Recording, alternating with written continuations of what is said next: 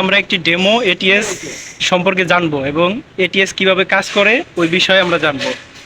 এখানে আমাদের demo ATS এর জন্য দুইটি আমাদের ম্যাগনেটিক কন্ট্যাক্ট ব্যবহার করা হয়েছে। ম্যাগনেটিক কন্ট্যাক্টের এটিএস হবে। আমরা জানি এটিএস করার জন্য আমাদের একটি রিলে প্রয়োজন হবে। এই রিলের কাজ একটি রিলের প্রয়োজন হবে। এই রিলে হয়েছে আমাদের সুইচিং করবে যে কোন ডিভাইসটা আমাদের প্রথম প্রায়োরিটিতে থাকবে।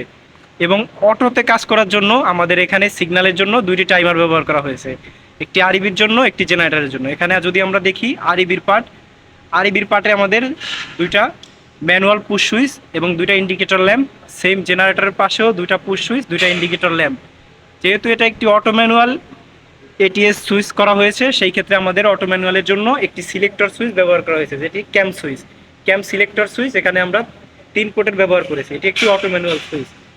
এখানে আমাদের সোর্স হিসেবে দুইটা সার্কিট ব্রেকারে আমরা দুইটা সিঙ্গেল ফেজ লাইনের সোর্স দিয়েছি। এখন যদি আমরা আরইবির লাইন অন করি, আরইবি অফ কন্ডিশনে রয়েছে এবং সব কিছু অন। এখন আমরা জেনারেটরও অন করি, জেনারেটরও অফ কন্ডিশনে রয়েছে।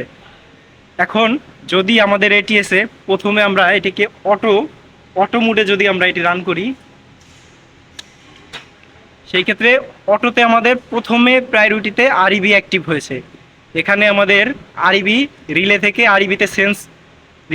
আরইবি অ্যাক্টিভ হয়েছে।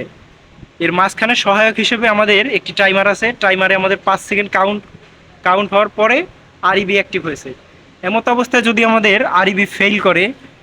আরইবি যদি ফেল করে, সেক্ষেত্রে টাইম কাউন্ট করার পরে জেনারেটর ম্যাগনেটিক কন্ট্যাক্ট আমাদের রান হবে এবং জেনারেটরের সুইচ আমাদের গ্লো করবে যে জেনারেটর আমাদের অ্যাক্টিভ আছে।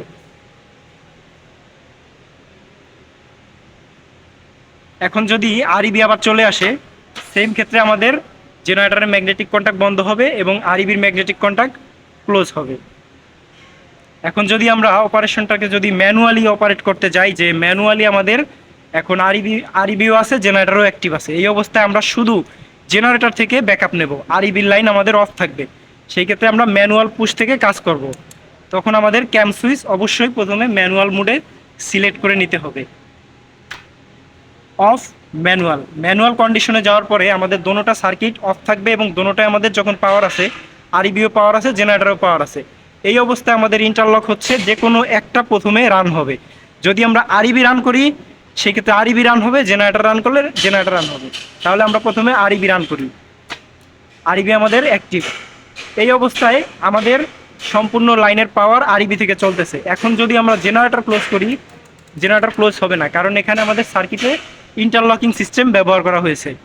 এখন যদি আমরা চাই যে জেনারেটর চালাবো, আরইবি অফ থাকবে, সেক্ষেত্রে প্রথমে আমাদের আরইবি অফ করে নিতে হবে এবং জেনারেটরের সার্কিট আমাদের ক্লোজ করতে হবে। জেনারেটরের সার্কিট ক্লোজ করা অবস্থায় আমরা আরইবি ক্লোজ করতে পারবো না, কারণ এটি আমাদের ইন্টারলক সার্কিটের কারণে এটি আমাদের এখন অফ আছে। আজকে এই অবধি। পরবর্তী পার্টে আমরা শিখবো এটার কন্ট্রোলিং ডায়াগ্রাম, কন্ট্রোলিংটা কিভাবে হয়েছে, কোথায় ইন্টারলক হয়েছে এবং টাইমারের কানেকশনগুলো কিভাবে করা হয়েছে, ওইটা আমরা পার্ট 2-তে শিখবো।